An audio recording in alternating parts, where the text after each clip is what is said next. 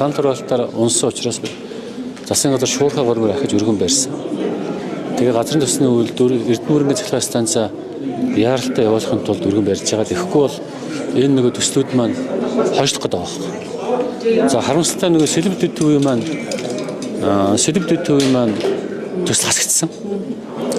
Тэгээ өмнө Арцсан намын гишүүд бас зарим нэг хэсэг гишүүд бол Сэлб дэвтөвийн санхүүжилтийг дэмжихгүй байгаа. Тийм учраас одоо хасагдсан. За энэ бол засгийн газраас зөвхөн Эрдэнэ бүрийн усан цахилгаан станц газрын төсний үйлдвэрээ яаралтай явуулах үүднээс энэ гадаадын зээлийн хуулийг өргөн барьсан. Би энэ ажлаас яхалж ирсэн шүү дээ өмнө тийм. Тэгээ бидний хуулиар бол Сэлб дэвтөвийн төсөл байсан. Одоо Сэлб дэвтөв яхаг гэхлээр өөрөөс дотроо тохируулах хийж санхүүжилтийн асуудлыг шийдэж ажиллахаас өөр аргагүй болчихж байгаа. Тэгээ санхүүжилт нь бол байгаа. Гэхдээ тэрийг ашиглах эрх нь хаагтчихж байгаа.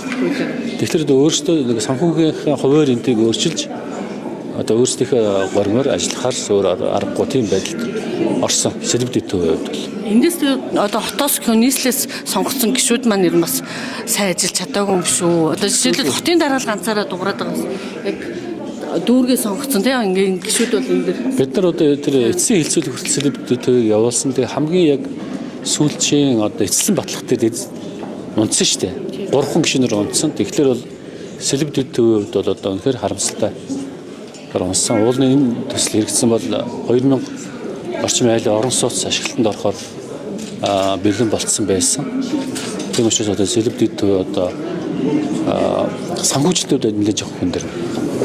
Уул нь бол сая энэ төсөлд орсон байсан бол Сэлб дэвтөв өөрөө босгосон 500 тэрбум 500 сая долларын бондыг 100% ашиглах болцоо бүрдэх байсан. Одоо бид Эрдэнэ бүрийн усан цахилгаанаас газрын төсний үйлдвэрийн хоёрын асуудал энэ хуульд одоо өргөн баригдаж хилцэгдэж байна. Нийслэлжүүл бас хаслаа гэдэг шүү дээ. Зарим нь хэлж байна. Төвлөржүүлжийн төслийг унгаасан гэдэг. Тийм ээ. Тэгээ Арцсан намын хэсэг гишүүд манай бас Ардын намын хэсэг гишүүд Сэлб дэвтөвийг анханасаа дэмжээгүй.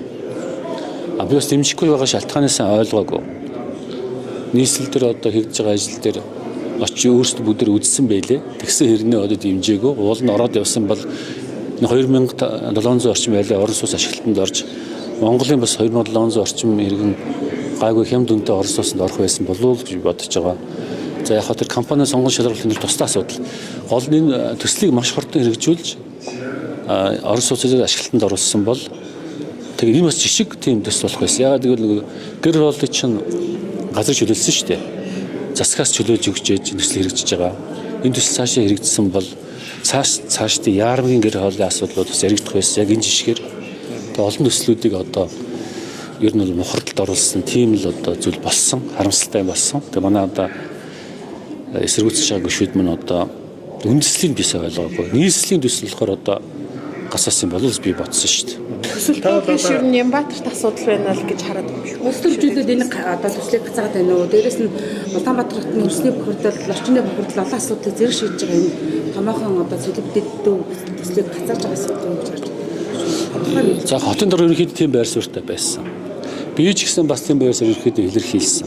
Одоо би бас нэг ганц хоёр төслүүд дээр өчтөр хотын дор лайв хийгээд яваад байлаа шүү дээ. Би одоо та хэд мэдж байгаа бол одоо манай яармгийн төгжрлийн хамгийн хүндрэлтэй асуудал 3 цаг 4 цаг төгжирдэг энэ асуудлыг шийдэхээр одоо Улаанбаатар таранвай төсөл одоо энд 6 сард эхлэх гээд байгаа. Тэг яармгийн одоо голын зүлэгт хэсгээр яваад Сүхбаатарын талд орох төсөл мань эхлэх юм бол яармгийн иргэд маань 20 минутын дотор хотын төвд ирнэ шүү дээ. Нисэх яармгийн иргэд. Энэ төсөл одоо удахгүй эхлэх чинь. Энэ дээр одоо бас л одоо энэ улс төр орчихгүй. Нямбатар суулаад унчихгүй бол би айж. Тийм учраас энэ төслөө одоо Нямбатар байна уу? Одоо хэн байна?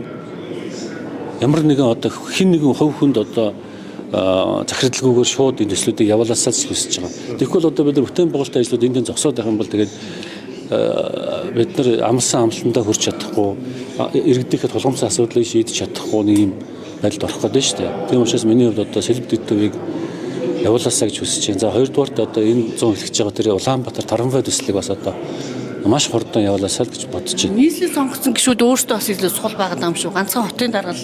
Үгүй ганц хот бид нар ч одоо тэр төслүүд бүгдээрээ санал өгч байгаа шүү дээ. Тэгээ олонхороо ер нь бол Арцсан намд бүхэлдээ эсэргүүцсэн. Монгол Ардын намын бүлэг одоо хэдийгээр дотроо тэмцсэн боловч тодорхой гişүүд эсрэг түүгээр 3 канал тэмцсэн шүү дээ. Өмнө нь одоо Тий. Тэр бол харамсалтай байсан. Манай засгийн газрын ганц гişүүд ч гэсэн хуралдаа ирж оролцоогүй 3 саналаар унсан. Хэвээ тэр өнгөрсөн 7 хоног батлагдсан байсан бол энэ дахиж хууль өргөнбөр одоо дахиад ингээд цагалдаж дахиж хилцээд байх ямар шаардлага байсан байхгүй. Миний хувьд жоохон тийм харамсалтай зүйл босч бодож байна.